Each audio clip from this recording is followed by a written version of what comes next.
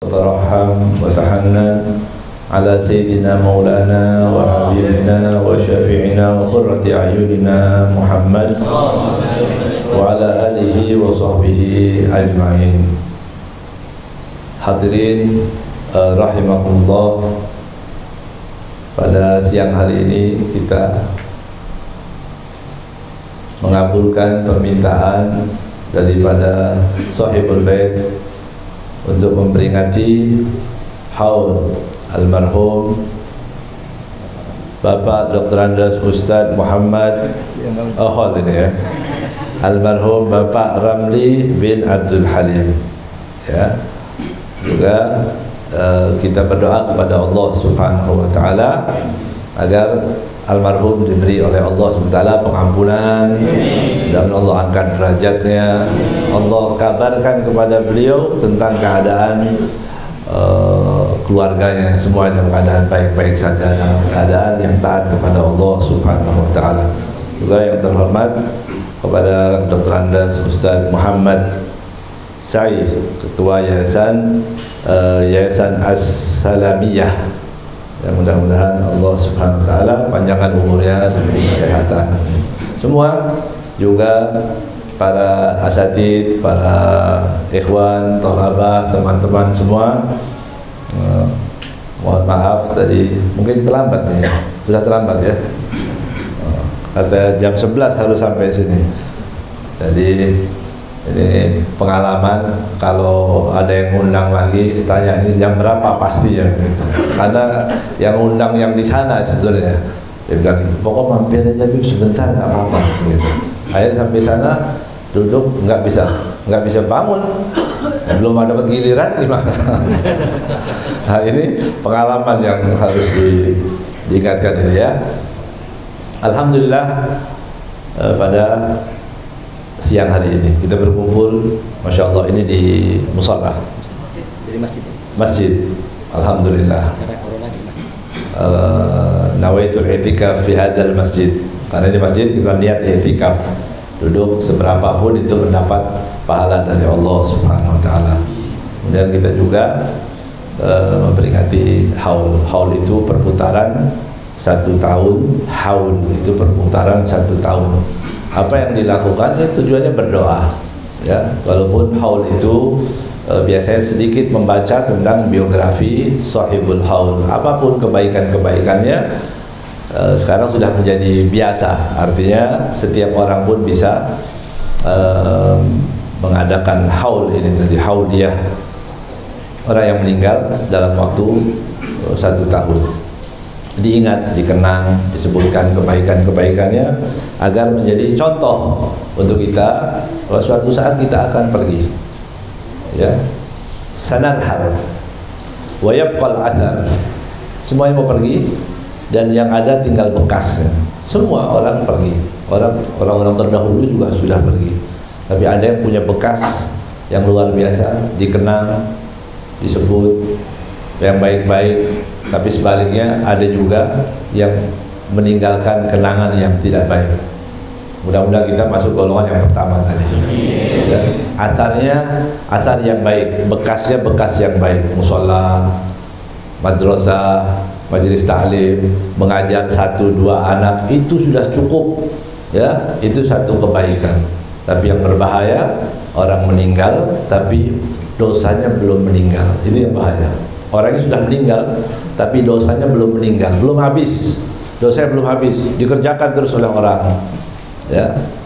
Atau dia melakukan hal-hal yang buruk, atau dia membuat sesuatu yang keburukan yang berkesinambungan.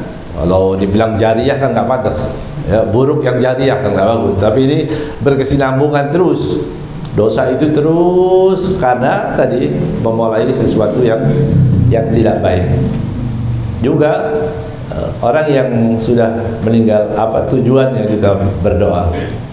Kita mendoakan orang yang meninggal karena nanti suatu saat kita akan pergi, kita juga akan meninggal, dan di waktu itu kita membutuhkan doa ya, membutuhkan doa dari orang-orang yang masih hidup.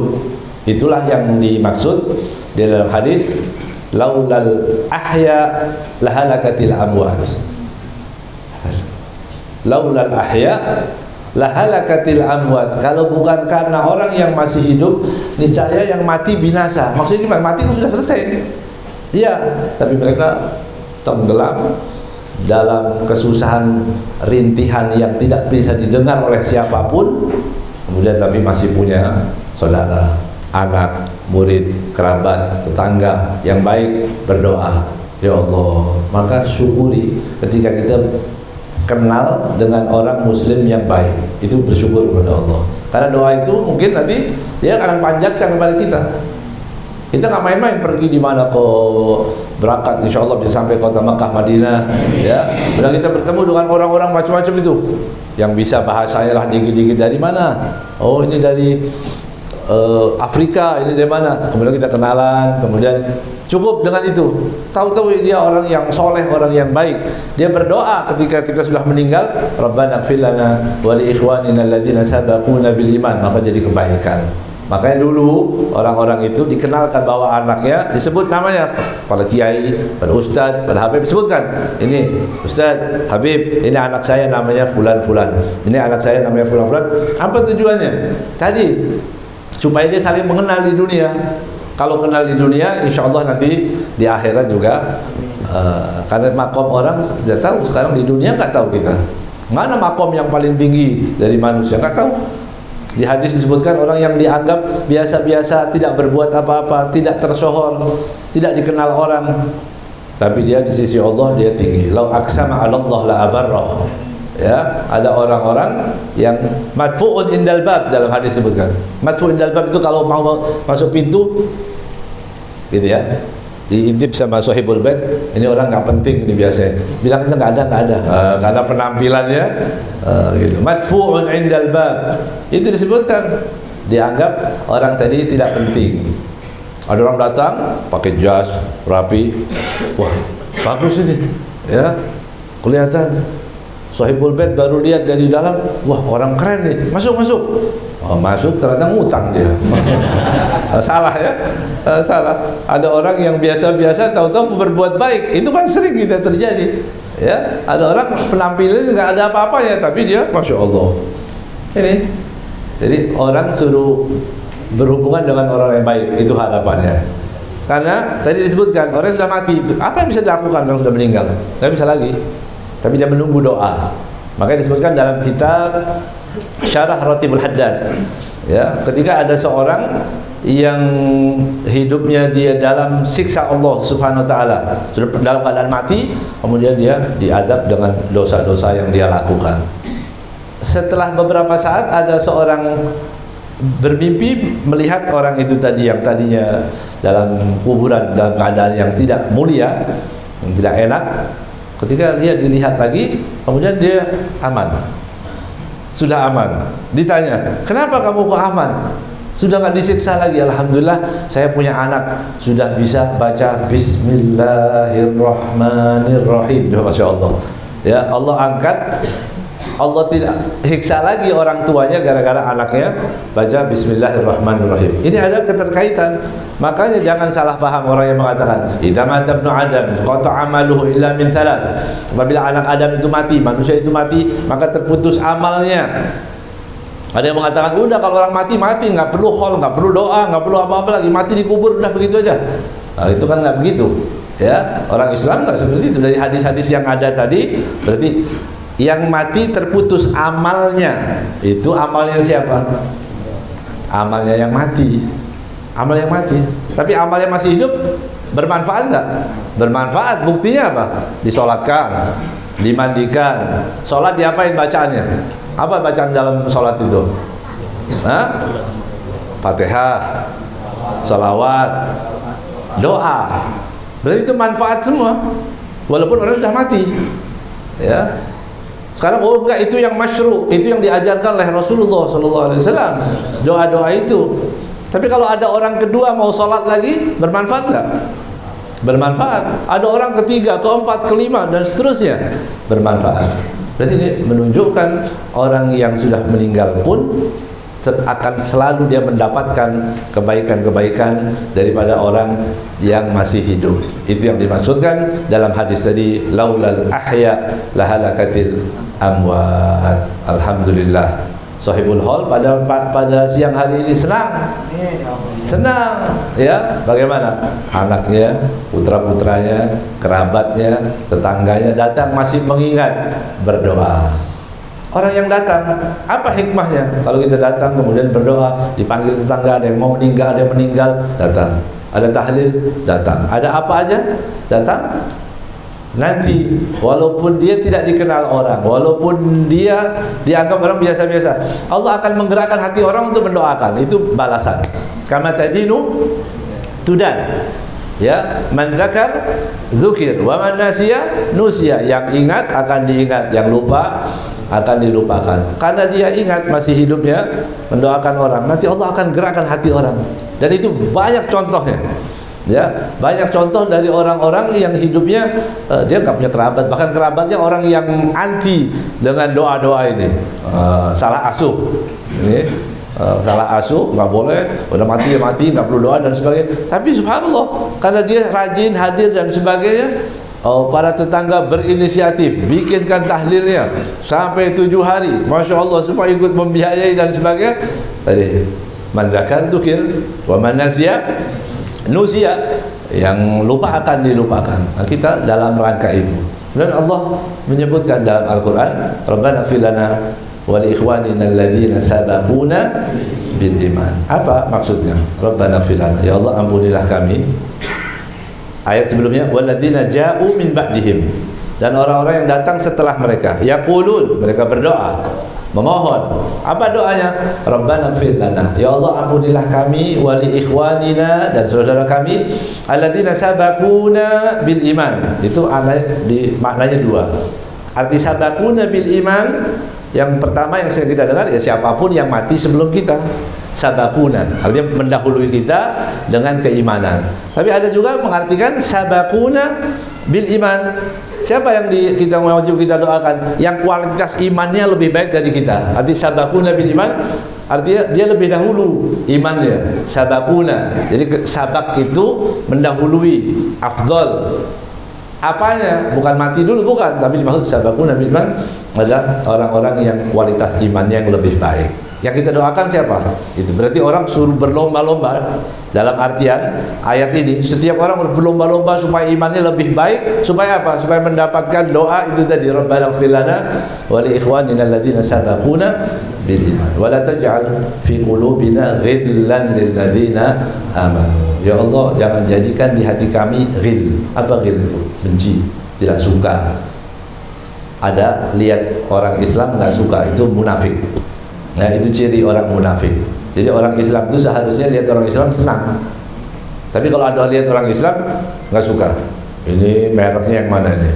Ya, oh ini yang apalah gitu, merek-merek ya, dikasih merek. Oh ini yang radikal yang ini. Oh yang ini nggak boleh. Wala tanabazu bil alqab. Ya, dilarang kita tanabuz bil alqab, menstempel orang Islam yang lain. Oh itu kelompok yang ini kelompok yang itu. Jangan seperti itu. Ya, karena itu masuk ghil. Itu masuk dalam ghil. Padahal ghil itu dimintakan untuk dibersihkan dari hati setiap muslim. Alhamdulillah. Dan yang 12:30 ini sudah waktunya makan nggak ya? Antum sudah capek otomatis ya. Mungkin ada satu kejadian yang insya Allah ini menjadi bisyarah, ya, bisyarah, kabar gembira. Jadi kabar gembira pertama bahwa ceramah ini akan segera diselesaikan, itu kabar gembira. Ya. Iya. Jadi yang ini para asatid yang suka ceramah, perhatikan wajah orang, ya, lihat gitu ya. Tidak ceramah cuma 5 menit. Kalau sudah mulai senang berarti mereka berharap benar-benar 5 menit. Ya, kalau bisa 3 menit berhenti itu. Ya. Jadi jangan orang lapar dikasih terus, lagi semangat kita ngomong tapi wajah orang sudah mulai iya begitu. Yang itu bisyarah yang pertama, kabar gembira pertama. Yang kedua, Imam Hasan Al-Basri, ini riwayat mansub ila Imam Hasan, ada yang meriwayatkan ila Imam Ma'ruf Al-Qarhi. Ala kulli hal dua-duanya para imam kita. Ada seorang bermimpi. Ada orang datang kepada Imam Hasan Al-Basri, wahai Imam, aku punya anak perempuan dan sudah meninggal, dan aku tidak tahu keadaannya bagaimana di akhirat sana. Aku nggak tahu kalau. Kalau dia datang, apa amalan apa supaya aku bisa mimpi? Karena orang yang meninggal itu biasanya dimimpikan itu keluarganya, kadang-kadang muridnya, kadang-kadang orang-orang jauh, tergantung kesiapan itu tadi, ya, kesiapan rohaninya, begitu. Karena kalau orang yang mati itu medianya harus mati juga. Pertemuan itu nggak bisa orang hidup dengan orang mati, ya, harus mati juga. Matinya lewat apa? Mimpi. Makanya kalau orang tidur, Bismillahirrahmanirrahim, ahya bismika amut, maut, dengan maut itu tadi baru ada pertemuan. Kalau ada orang, saya dalam keadaan jaga melihat orang yang sudah mati, ini biasa banyak ini halusinasi, ya. Nah, ini halusinasi, ya. Tapi apakah mungkin? Ya mungkin saja, mungkin para aulia solihin. Tapi kalau kelas-kelas kita udah jangan coba-coba begitu, ya. Nanti dikira orang, nanti takutnya kita dikasih penenang dibawa ke rumah sakit, ya. Imam Hasan Al-Basri radhiyallahu taala anhu, waktu dikatakan bahwa aku punya anak perempuan tapi nggak tahu keadaannya bagaimana, kata Imam Hasan Al-Basri, kamu salat 4 rakaat, 2-2, kemudian diajarkan bacanya ini dan itu, ya, mudah-mudahan kamu bermimpi. Setelah dia baca, dia bermimpi, benar ibu tadi bertemu dengan putrinya. Bagaimana keadaan kondisi putrinya? Menyedihkan. Kedua tangannya terbelenggu, dalam keadaan dia disiksa oleh Allah Subhanahu wa taala. Dia bangun dari mimpi, semakin sedih lagi. Ya, semakin sedih. Dia datang lagi, wahai Imam, keadaan putriku begini. Bagaimana seorang anak, seorang ibu melihat kondisi anaknya, ya, yang mana sudah nggak bisa ditolong lagi? Bagaimana, apa yang bisa dilakukan? Ya, setelah dia bermimpi. Kemudian Imam Hasan Al-Basri ketika disampaikan tadi bahwa kamu baca, kata Imam Hasan Al-Basri, kamu sedekah, keluarkan uang, niatkan mudah-mudahan dengan sedekah ini diampuni dosa anakmu. Itu takfif, ya, karena disebutkan banyak, ya, tidak ada yang lebih bermanfaat dari orang yang sudah meninggal seperti sedekah kemudian kita hadiahkan pahalanya untuk fulan, begitu. Jadi orang-orang sedekah niatkan untuk fulan, sedekah untuk fulan. Bahkan ada orang yang disebutkan dalam cerita yang lain, ada orang niat setiap malam Jumat atau setiap hari Jumat, saya nadar, saya niat untuk memberi sesuatu buat orang-orang, pahalanya untuk orang tua. Gitu sebisa mungkin. Dan suatu saat orang tadi nggak punya apa-apa, nggak punya duit pas di hari Jumat. Biasanya dia traktir orang, suruh makan. Hari itu dia nggak punya duit karena listrik lagi naik, BBM naik semua, dan dia kehabisan duit, gitu, ya. Akhirnya apa yang bisa dia lakukan? Dia nggak punya apa-apa. Akhirnya dia punya inisiatif, lihat di sampah itu ada potongan semangka, ada semangka. Oh, ini semangka bisa siapa yang makan semangka yang sudah di sampah, kira-kira dikasih siapa ini? Ustadz siapa yang mau ini kira-kira? Kan nggak ketemu, ya, nggak ada. Jadi udah dicuci, dibersihkan. Ya Allah, saya tiap hari mau kasih makan orang, tapi saya nggak punya. Ya sudah, semangka ini saya kasih kuda. Begitu. Niat untuk pahalanya diberikan kepada ibunya. Niatkan, dikasih. Apa yang terjadi? Setelah malam dia mimpi melihat ibunya mengatakan, semangka kirimanmu enak, manis sekali, katanya. Masya Allah. Artinya sampai itu tadi, ya. Jadi kembali kepada cerita Imam Hasan Al-Basri tadi, dia mengatakan kamu sedekah, tapi pulang ibu tadi. Kemudian Imam Hasan Al-Basri yang bermimpi pada malam itu, beliau yang bermimpi ada seorang wanita dengan baju yang bagus, begitu, dengan baju katanya kalau dalam mimpi itu warna putih itu menyenangkan, berarti yang kita lihat itu biasanya bagus, ya. Itu pendapat para ulama, gitu, ya. Kalau yang dilihat pakai baju putih, nah itu hal-hal yang bagus. Akhirnya ringkas cerita, dia melihat seorang perempuan. Kemudian Imam Hasan bertanya, wanita tadi mengatakan, aku adalah putri daripada ibu yang datang kepadamu minta amalan itu. wajib. Tapi ibumu menceritakan kamu dalam keadaan disiksa, kamu dalam keadaan yang tidak baik. Tapi bagaimana kamu kok aku dapati kamu dalam keadaan yang luar biasa, kamu senang, terlihat di wajahmu ini. Aku lihat orang senang. Kata putri tadi pagi ada orang soleh lewat di pekuburan ini, lewat aja. Kemudian dia baca Allahumma sholli ala Sayyidina Muhammad wa ala ali Sayyidina Muhammad. Dia baca salawat. Kemudian dihadiahkan salawat dari pahalanya untuk semua amwatil muslimin yang ada di sini. Dan di sini ada sekian ribu orang-orang umat Islam yang punya dosa yang macam-macam di pekuburan itu. Kan semua orang yang tidur di kubur itu kan banyak, ada dosa yang macam-macam. Ada yang utang gak bayar, ada yang gak sholat, ada yang nyabung ayam, ada yang suka ambil tanah orang, ada yang begini, macam-macam, ada yang suka bohong, ada yang apa, di dalam kuburan itu semua. Kemudian, tapi Allah ampuni mereka semua berkat sholawat kepada Nabi Muhammad SAW.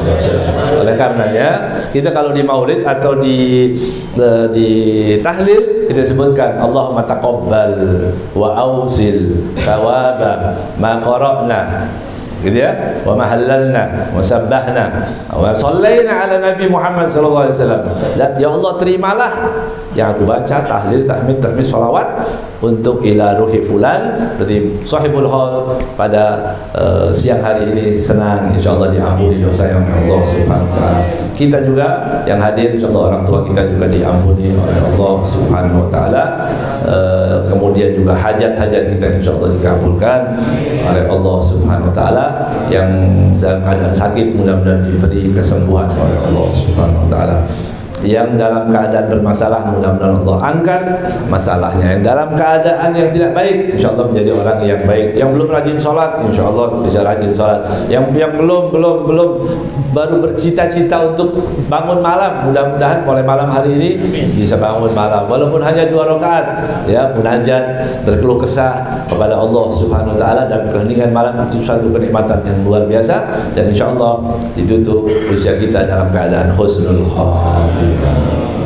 Apa harapannya ketika roh kita pisah dari jasad ini, kalimat terakhir yang kita ucapkan kelak adalah la ilaha illallah Muhammadur Rasulullah sallallahu alaihi wasallam. Hada wal afu minkum. Assalamualaikum warahmatullahi wabarakatuh. Waalaikumsalam warahmatullahi wabarakatuh. Alhamdulillah, terima kasih kepada guru kita Al-Habib Muhammad bin Ahmad Bana.